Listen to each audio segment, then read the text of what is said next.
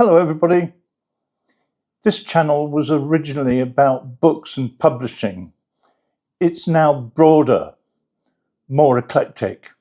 The original idea was to document my journey as a new author and discuss my passion for literature and the publishing industry.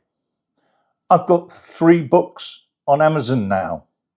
We even did a Quartermaine episode, a fun Quartermaine episode, about books in Bangkok recently. But literature is foundational to civilization, so other topics have naturally come up, like travel and history. My last episode was about slavery in the British Empire. My books delve into the clash of empires and religions. I've written about my experiences in humanitarian development. Given my background, it's not a big leap to discuss geopolitics. I don't have an ideology to push, but I do try to analyse the game, the players and the strategies for power and money. 2 major academic works shape my view of things. Francis Fukuyama's The End of History and Samuel Huntington's The Clash of Civilizations. Fukuyama argued that liberal democracy would be the final form of human government. I think we can pretty confidently say that's about the opposite of what's happened since he wrote in 1992. Huntington countered that future conflicts would be cultural rather than ideological or economic. I believe that Huntington's thesis is the best for understanding global dynamics, though it's not the whole story. Experts like Pankaj Mishra, Amitya Acharya, Kishore Mahbubani, and of course Niall Ferguson offer deeper insights that are much more nuanced. I don't pretend their level of scholarship, but here I am anyway.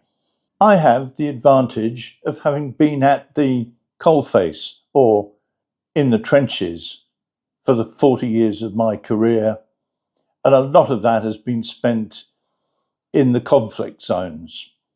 So I know what it's like at the sharp end. The factors I look at are economics and technology and political power, financial gain to the players, and the cultural narrative, including religious differences. Furthermore, the world has changed a lot since Huntington's article.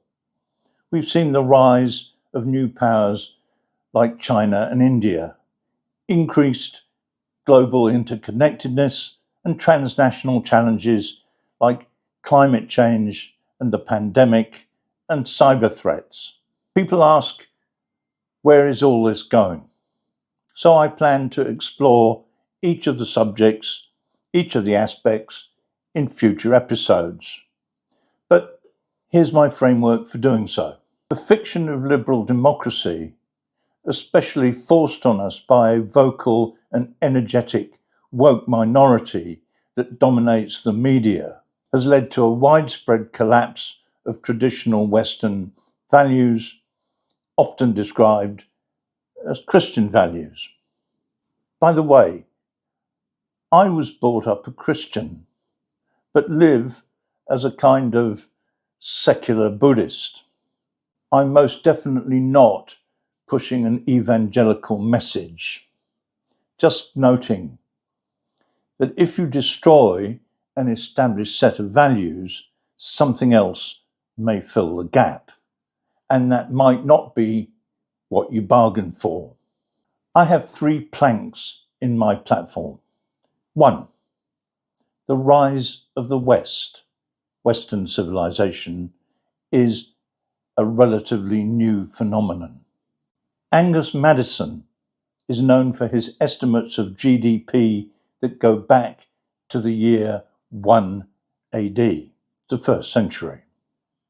The share of India and China in world GDP was very high at that time, until about 1600 AD.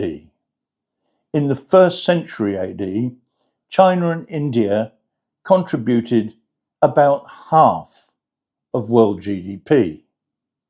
And by 1600, it still remained at around that figure, with China accounting for 29% and India 22%. Second point, the gains by the West have been a windfall based on mercantilism and colonialism. What do I mean by that? The ancient economies missed the Industrial Revolution. The Western economies grew dramatically. Mercantilism emphasized accumulating wealth through trade, leading European powers to establish their brief colonial empires. Colonialism facilitated the extraction of resources and established new markets, and that fueled economic expansion in the West. The Industrial Revolution, which began in the 18th century, accelerated the growth through technological innovations and mass production. And the technology stayed in the West. Think the dark satanic mills of England. This period coincided with the Enlightenment, which promoted scientific inquiry, education, and economic rationalism. Knowledge and know-how underpinned the advancements of industry and commerce and enabled military dominance of the colonized countries. By 1870, India and China's share of GDP had fallen. 100 years later, China accounted for only 5%, while India contributed only 3% of world GDP. Point 3. Now, the old civilizations of the East and the South are catching up. The period of Western domination lasted about 500 years. That's a mere blip, even in the history of recorded civilization, say from about the first written records of 5,000 years ago.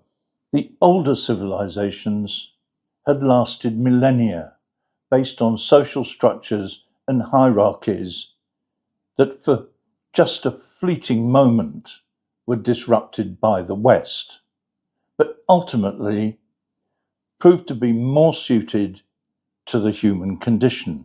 Globalization and the free flow of knowledge, especially via the internet, mean that, unlike the imperial past when technology could be captured, now it cannot. According to the QS World University Rankings 2024, there are 130 universities in Asia ranked in the top 500 world universities, which says something. The genie is out of the bottle. Hang on tight. All of this suggests that world economics and politics are turned on their heads. And it's this turmoil that I find so interesting and that I'll probably talk much more about on this channel. As the Chinese curse goes, may you live in interesting times. We do.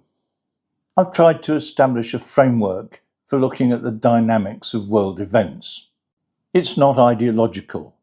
I'm using solid research and relying on what I can find out from verified experts. My skills are like a detective's. I like investigating, and I don't really care who is the unsub, so long as the evidence supports the case. I hope this episode has whetted your appetite for more of the same. Let me know in the comments if it has, and let me know what's uppermost in your mind about the way things are going. If you've enjoyed the episode, please give it a like, subscribe so you get notifications, and see you next time.